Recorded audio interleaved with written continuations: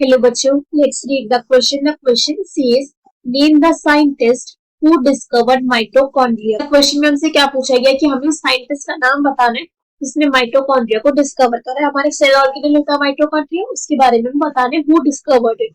So question start करते हैं. हमारा सबसे पहले क्वेश्चन को सॉल्व करने का की कॉन्सेप्ट देखेंगे.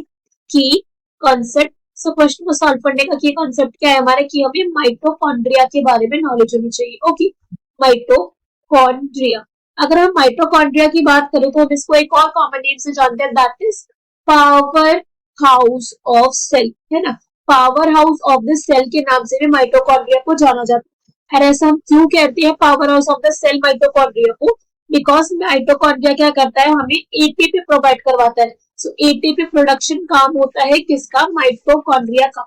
एटीपी के भी प्रोडक्शन कैसे करवाता है? जो पॉइंट यहाँ पे ध्यान देने वाला होता है कि जो हमारा माइटोकॉन्ड्रिया होता है वहां पे क्या चल रही है, वहां पे चल रही है सेल्यूलर ब्रेकडाउन ऑफ एनर्जी. ठीक है, सेल्यूलर ब्रेकडाउन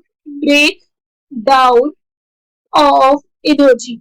वहां पे जो हमारी एनर्जी को हमारे मॉलिक्यूल्स को बनाने में लगी थी, उसको क्या करना चाहिए, यहाँ पे मॉलिक्यूल जो हमारे बने होते बॉन्ड को तोड़कर एटीपी का यहाँ पे रिलीज करवाया जाता है, जो यहाँ पे होता है एक्चुअली माइटोकॉन्ड्रिया के अंदर. ठीक है, पूरा यहाँ पे मैकेनिज्म नहीं समझ रहे, हम सिर्फ एक बेसिक पॉइंट ऑफ व्यू ले रहे हैं.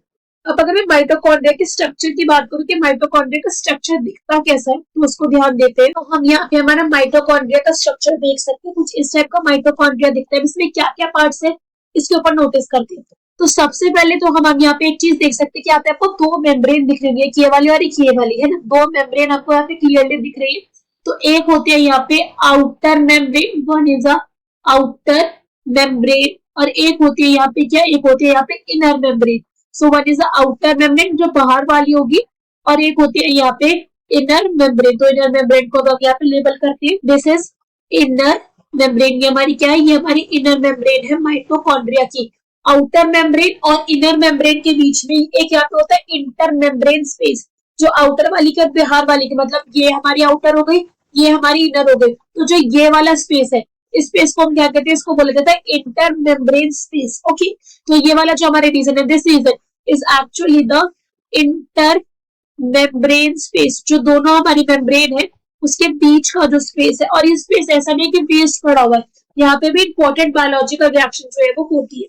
अब यहाँ पे जो आपको ये फोल्डिंग दिख रही है ऐसे ग्रीन कलर की, इसे क्या बोला जाता है, इसको बोला जाता है क्रिस्टे. ठीक है, these are known as cristae. Folding होती है, कुछ इस तरीके की फोल्डिंग प्रेजेंट होती है माइटोकॉन्ड्रिया के अंदर. यहाँ पे आपको जो येलो कलर के पार्टिकल्स दिख रहे हैं, these are actually the ribosomes. क्या है ये?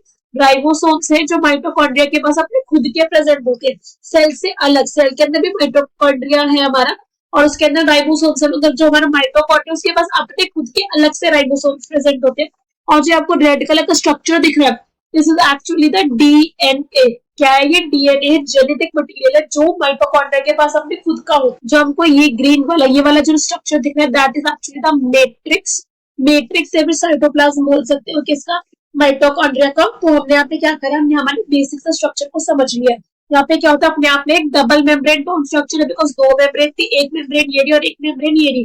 तो this is basically a double membrane bound structure. Double membrane bound structure है ना. बस काफी सारे ऐसे सेल ऑर्गेनल्स भी हमारी सेल के अंदर जो सिंगल मेम्ब्रेन बाउंड होते हैं. फॉर एग्जांपल राइबोसोम अपने आप में सिंगल मेम्ब्रेन बाउंड है, but this is the double membrane bound structure. अब अगर मैं बात करूं कि इसको डिस्कवर किसने करा, किसी ने डिस्कवर करा, एक साइंटिस्ट है यहाँ पे. And what was the name of the scientist? It was discovered bye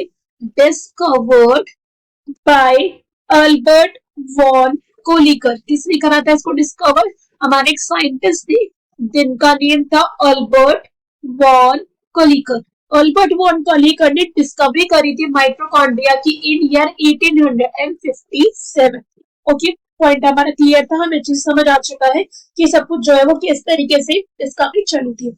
so question में हमसे नेम ही पूछा गया था साइंटिस्ट का. So what was the name of the scientist? Answer will be Albert von Kolliker in 1857. I hope you understood the explanation well. Best of luck. Thank you.